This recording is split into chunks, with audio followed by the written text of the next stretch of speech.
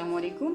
आज मैं बना रही हूँ बिना यखनी के पुलाव, जो यकीनन आपको बहुत ही पसंद आएगा और बहुत मज़ेदार। 3 पाव मैंने ये चावल लिए हैं जो कम से कम 3 गिलास हैं।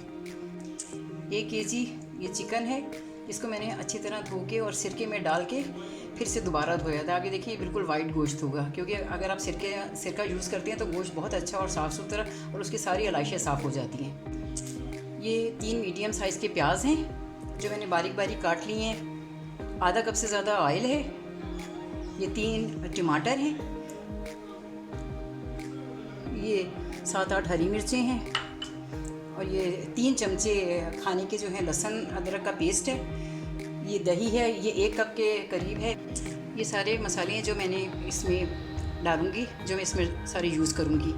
इसमें ये दालचीनी है, 2-3 बादियान फूल हैं, 2 अदद, 2 चमचे नमक है, काली मिर्चें हैं और पिसी हुई काली मिर्चें हैं और 4-5 लौंगे हैं, 4-5 6-7 जो हैं वो तकरीबन 7-8 काली मिर्चें साबित हैं, सफ़ेद ज़ीरा है, कुटी हुई मिर्चें हैं लाल, और ये बीच में तेज़पात का पत्ता है।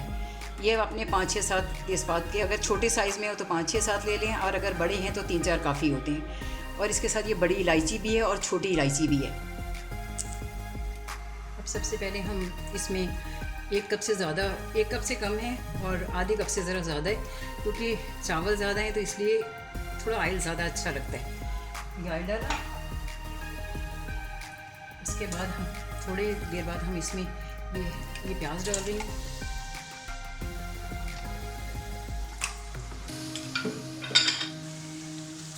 प्याज को हम अच्छे से ब्राउन करेंगे। पुलाव में ज़रा प्याज जो है वो डार्क ब्राउन होनी चाहिए, तो फिर पुलाव का कलर बहुत अच्छा आता है, नहीं तो पुलाव जो है ना वो सफ़ेद सफ़ेद नज़र आता है। और हमेशा जो चावल हैं उनको खुले बर्तन और खुली पतीली में पकाना चाहिए, ताकि वो आराम से और अच्छे से वो फैले, नहीं तो वो अजीब ही एक घुट से जाते हैं। तो पहले ये मैं प्याज ज़रा ब्राउन करूँगी, उसके बाद इसमें सारी चीज़ें मिक्स करूँगी। जब तक मेरी प्याज जब ब्राउन हो जाएगी तो मैं इसे आँच हल्की करके मैं चीज़ें डालूँगी, ताकि मेरी चीज़ें जले ना। प्याज मेरी ये ब्राउन हो गई है। इसको ज़रा अच्छे तरीके से मैंने ब्राउन किया है, क्योंकि इसमें जो फिर पुलाव का कलर है वो बहुत अच्छा आता है। सबसे पहले मैं इसमें ये ज़ीरा डालूँगी।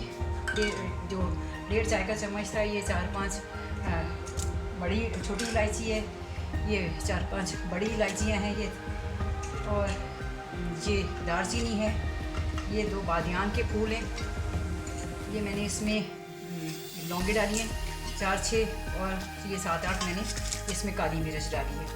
ये नमक और ये काली मिर्च पिसी हुई, ये और ये सुर्ख मिर्ची मैं बाद में डालूँगी। इसमें मैंने साथ में ये भी डाल दिया है, तेज़पात भी डाल दी है, क्योंकि मेरे पास छोटे छोटे तेज़पात थे, इसलिए मैंने ज़रा ज़्यादा तादाद में लिए।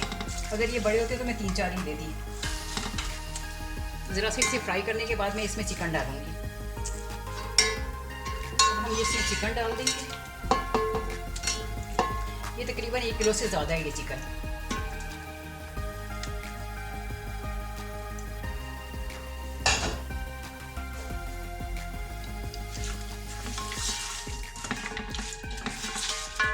इसको ज़रा अच्छी तरह फ्राई कर लेंगे, जब तक इसका खून ना खुश्क हो जाए। इसमें कोई चीज़ नहीं डालेंगे, ये ज़रा इसका अपना पानी खुश्क हो जाए, फिर इसमें लहसुन अदरक वगैरह इसमें डालेंगे।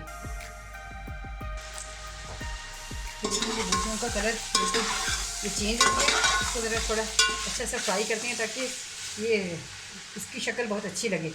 ये अब इसमें मैंने ये लहसुन अदरक डाल दिया। लहसुन अदरक डालें, उसके बाद ये मैं इसको थोड़ा सा फ्राई, इसको थोड़ा मैं इसके साथ फ्राई करूँगी। अब मैं इसमें शामिल करूँगी ये 2 चमचे नमक है, ये शामिल किया। ये 1.5 चम्मच काली मिर्चें हैं कुटी हुई, और ये 1.5 चम्मच सुर्ख मिर्च है।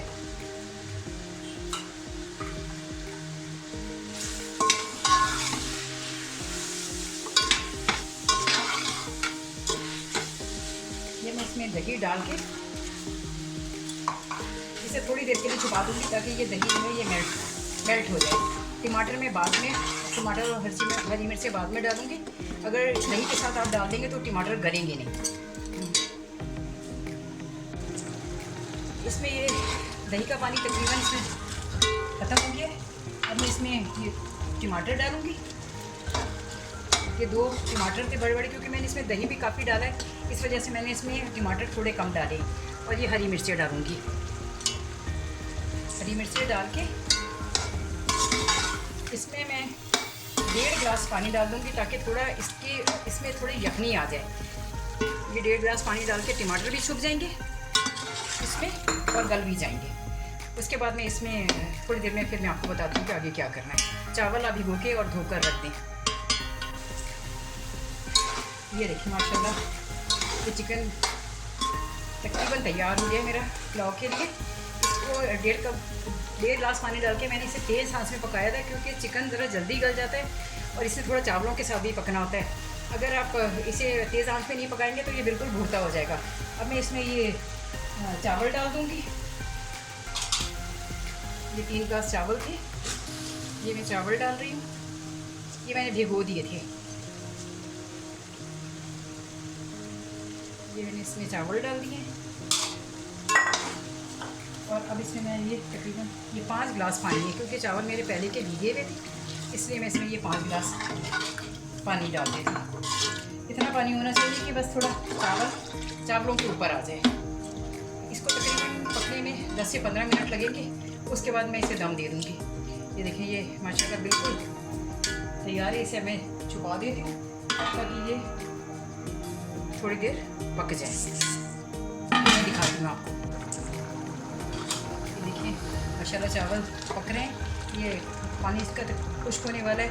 जब इनका पानी इस ज़रा और कम हो जाए, थोड़े बुलबुले बनने लगेंगे, तब मैं इसे दम पे रख दूँगी। किसी मोटी चीज़ को नीचे रख के, जैसे कोई मोटा तवा है उसको रख के फिर मैं इसे दम दे दूँगी। ये देखिए ये अभी फ़िलहाल इसे तेज़ आंच में ही पकाना है। इसकी आंच कम नहीं करनी, नहीं तो ये चावल जो है ना वो बिल्कुल ड्राई गाई हो जाएंगे। इस वक्त आंच को मैंने थोड़ा कम कर दिया है, मीडियम लो फ्लेम कर दी है मैंने इसकी ना। ज़रा इसका और थोड़ा पानी खुश्क हो जाए तो फिर मैं इसे दम पे रखूँगी। लेकिन तेज़ आंच से मैं इसे अब थोड़ी स्लो आंच पे ले आई हूँ। ये मैंने अब दम पे रख दिए चावल। इसके नीचे मैंने तवा रख दिया है और अभी थोड़ी देर में तकरीबन 10-15 मिनट ये हल्की आंच पे पकते रहेंगे, तो इसका सारा पानी खुश्क हो जाएगा और ये बहुत अच्छे और मज़ेदार से चावल बन जाएंगे। ये माशाल्लाह मेरा पुलाव बिल्कुल तैयार हो गया। बोटियाँ इसकी बिल्कुल गली में, लेकिन राई बिल्कुल घुटी भी नहीं है। और चिकन आप इसके साथ रायता बना लें, कोरमा बना लें, कबाब रख लें और बहुत मज़ेदार और अच्छा पुलाव है ये। आप जब बनाएंगे तो आपके बच्चों को बहुत ही पसंद आएगा। इसमें से मैंने मोटी मोटी चीज़ें जो थी वो मैंने निकाल दी थी, बड़ी इलायची वगैरह कि वो बच्चे पसंद नहीं करते, लेकिन ये कि उनका जायका आता है इसलिए डालना ज़रूरी होता है। अल्हम्दुलिल्लाह रब्बिल आलमीन, ये मेरा खाना तैयार है।